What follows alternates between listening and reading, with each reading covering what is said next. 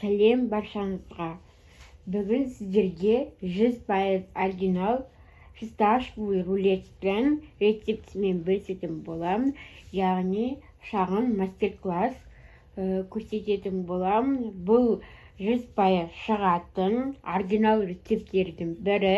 Яғни мен бұл рецепті ақы төлеп офлайн мастер-класста үйренген болатынмын.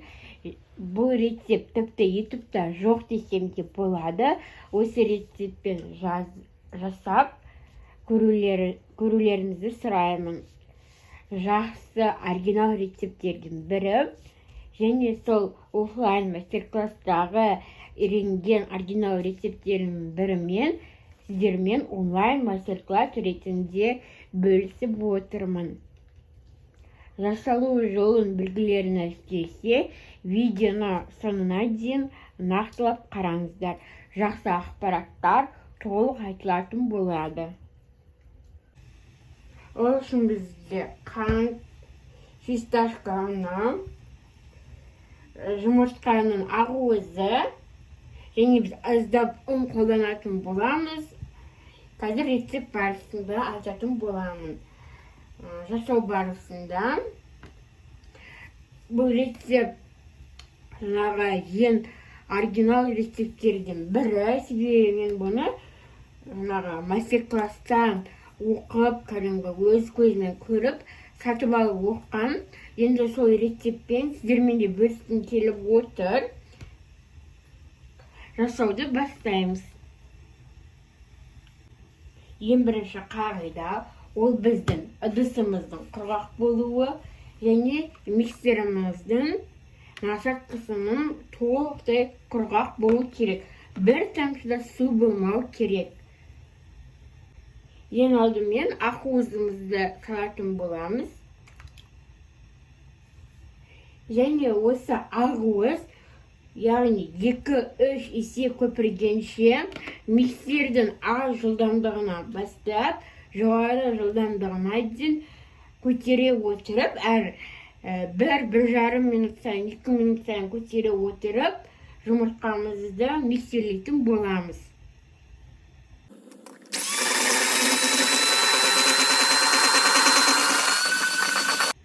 Мінекей, бізде осындай масса шықты, яғни масса өзін ұстайды.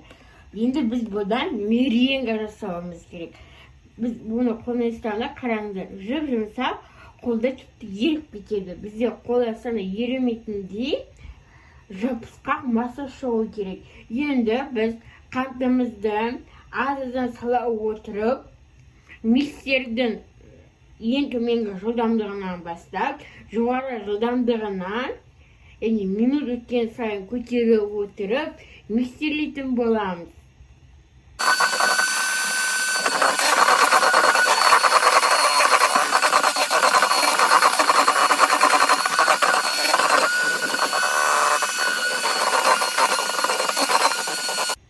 Мінекей, бізде өз формасын толық ұстайтын, яғни қолымызды былай тексереміз, қараңыздар.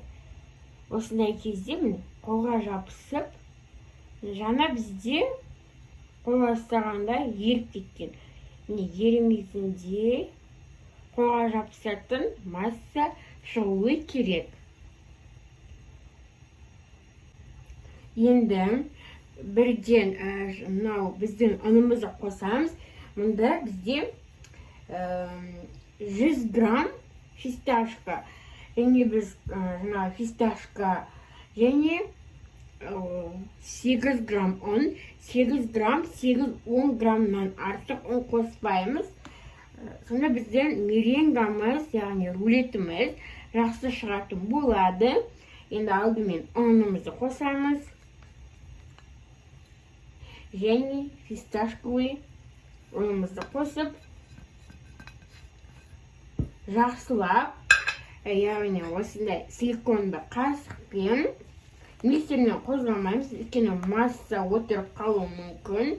Жай ғана сағат тілмен астыдан үстіге жақсылап араластыра отырып, араластыратын боламыз. Яғни біз fistashkamız ben merengamız yani yumurtkalı ağızımız толық біріккенше алмастыратын боламыз. Яғни астыдан студия құрайды. Тек қана бір бағытта.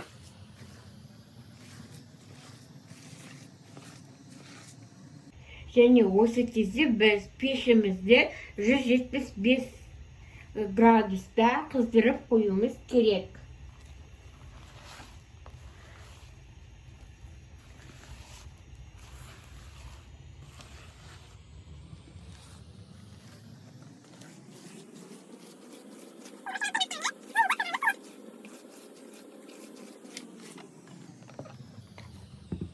Енді кезекте аздап краситель қолданатын боламыз, яғни кез келген енді жақсы фирманыкін алуға тырысыңыздар.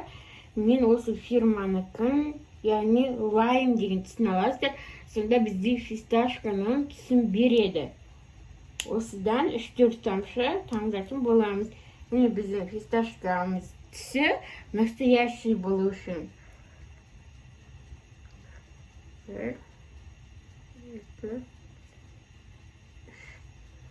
Тамшы жетеді деп ойлаймын. Мен осы фирманы лайм түсін қолданып жатырмын. Яғни Vivid.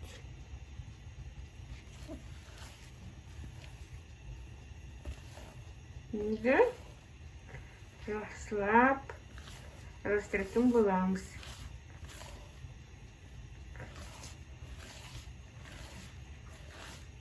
Қараңыздар, түсім уже мындай фисташкалы түске келе жатыр.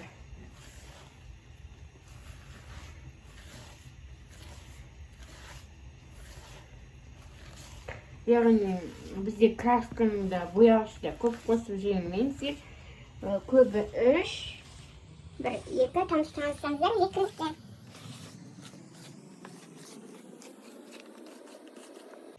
Енді пісіретін боламыз. Және пергамент жайлы айтып кетейін. Сіз пергаменттің сапалысын таңдаңыздар. Яғни арзан түріне жүгінбеңіздер. Себебі біздің осы массамыз жабысып, жаңағыдай шықпай қалуы мүмкін. Яғни жақсы фирманың пергаменттерін қолданыңыздар. Мен Покландікін қолданам. Поклан немесе Fitten Box дейтін фирманың пергаменттерін қолдану қажет сіздер. Егер енді ондай сіздерге пергамент болмай қалса, сіздерге арзан болса, байқап көріңіздер. Мен бірақ байқап көрмедім. Аздап қана пергаментте, яғни 72%-дан жоғары сливочный масса жағып көріңіздер. Бірақ одан болмауы да мүмкін. Сіздерге оны 100% айта алмаймын. Тек қана осындай Поклан және де Fitten Box'тың пергаменттері жақсы. Ешқандай корж, ешқандай гулет жабысып қалмайды. Енді формаға келетін болсақ, менде форма 40-30. Осындай 40-30 форманы қолдану керек. Енді жатым боламыз. Өзіміз тура ортасына қиып алам, сосын жағатын боламыз.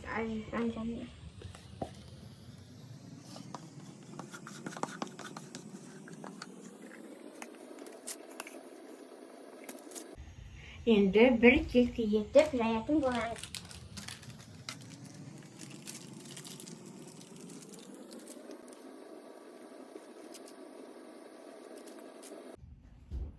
Мінекей, мен осылайым жазып алдым. Толық жаңағы бір кескі етіп жазыңыздар. Сонда біздің рулетімізде бір кескі жақсы шығатын болады. Енді жаңағы біздің 175 градуста қызып тұрған пешімізде 10-13 минут көлемінде пісіріп алатын боламыз. Менде рулет 12 минутта толық пісіп шықты. Енді біз бұны көтімінен алып тастаймыз. Бірақ пергаменттен босатпауымыз керек. Толық суығанда ғана пергаменттен алатын боламыз. Толық суыту міндетті. Меренга бізде толық суығанша кремін әзірлейтін боламыз. Крем жасауға кірісеміз. Бізге крем жасауға творожный сыр керек. 150 грамм.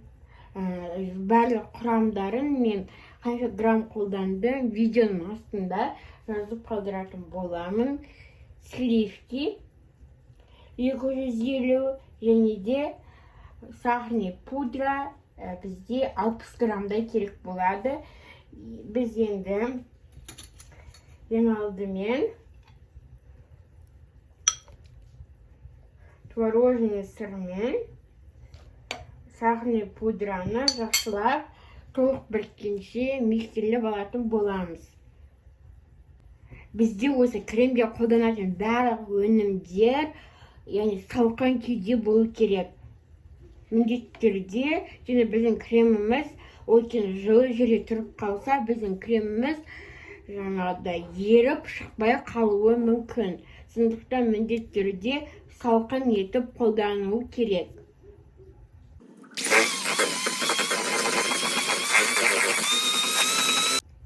Енді мінекей бізде бір масса шықты. Енді сливкімізді қосатын боламыз.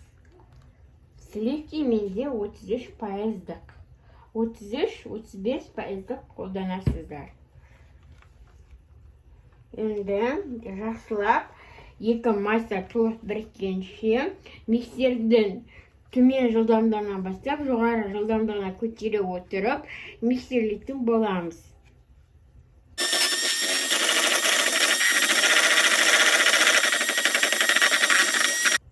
Мінекей бізде өз формасын ұстайтын осындай масса шығуы керек. Енді мен аз ғана бөлігін бетін әсемдеуге алып қалатын боламын. Осы жетеді деп ойлаймын.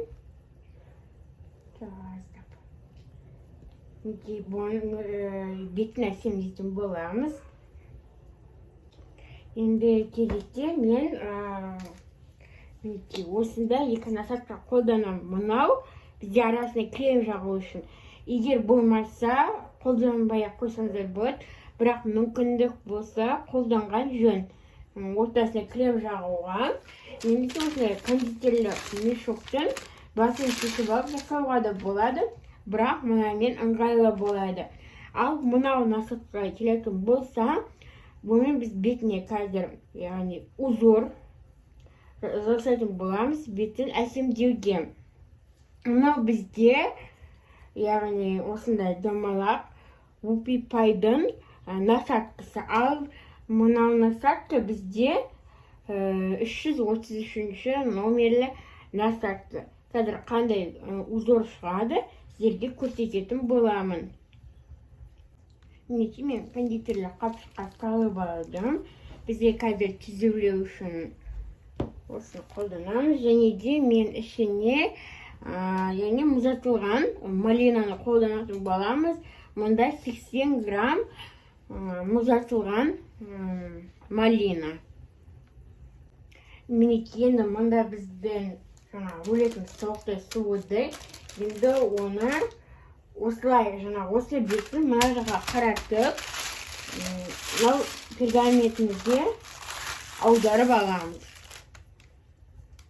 Мінекей осылай аккуратно жасатып аламыз.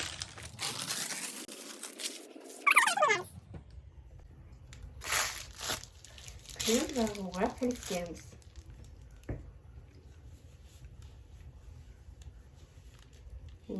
Ең алдымен шетінен бастап жағамын. Бірақ аса қатты шетінен шығарып жүрмеңіздер. Орағанда шығып кетуі мүмкін.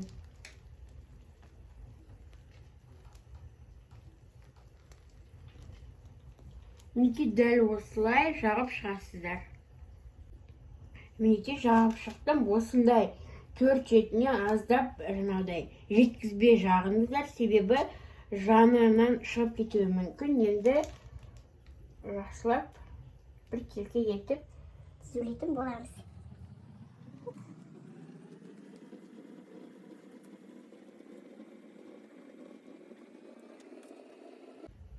Мінекей осылай толықтай жағып шықтым. Енді кезекте малиналарымызды құйып шығамыз.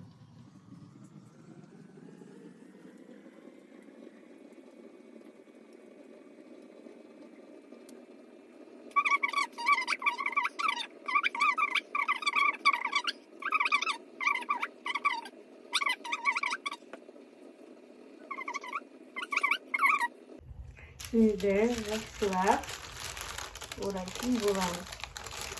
Пергамен арқылы азырақ қолмен бірінші басамыз. Міне осылай аккуратно ораларымыз керек. Бұл өте сынғыш қамыр. Уже менде мұнда сынып қалды.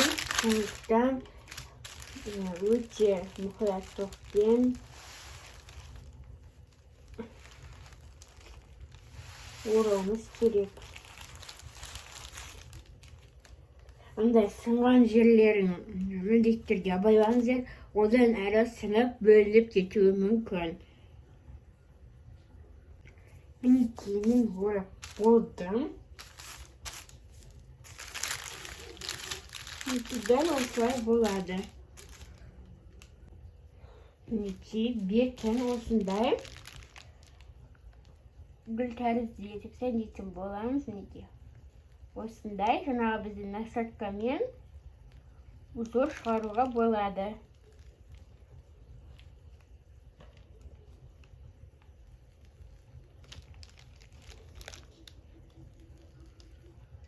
Бірақ бетін әсемдеу, әсемдемеу өз қалаларынша. Ешқандай әсемдік жасамай сынсаңыздар болады. Бірақ бетіне әсемдік жасаған сайын әдемі көрінетін болады.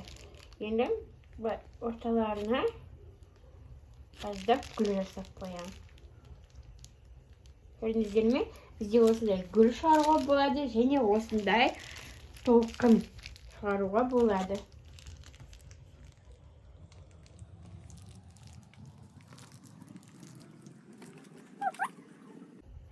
Және бетін фисташкамен аздап әсемдеп қоямыз.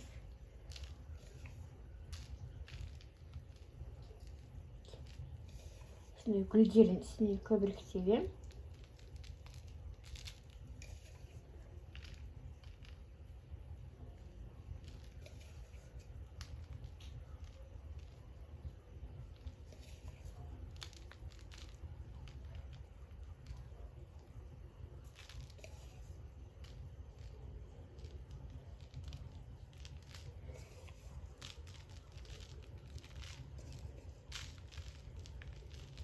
Қалаларымызша жаңағыдай бізде Көпінай мен тәнесеңіздерге болады. Яғни жазды күндері бізде олар қолжетімді болған кезде. Ал қазір бұндайдың бетін жаңағы кептірілген бізде таңқурай және де сондай кондитерлік дүкендерде сатылады. Сондайда сонымен де әсемдеуге болады. Осылай фисташкамен және креммен әсемдеп қойдым. Енді кезекте ыдысымызға салатын боламыз. Егер сіздерде осындай ұзын ыдыс болса, әрине сала саласыздар. Бірақ енді бізде ондай ыдыс болмаса, яғни мен осындай домалақ тарелкаға салмақшымын. Ортасына теңдей бөліңіз. Абайлап бөліңіздер. Өте сыңғыш келеді.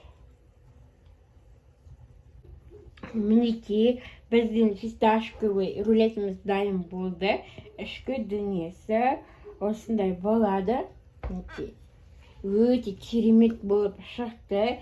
Сіздерге оригинал рецепт екеніне 100% кепіл бере аламын. Міндетті жасап көріңіздер. Видео ұнаса лайк басып, подписка жасап, колокольчикті басып кетуді ұмытпаңыздар.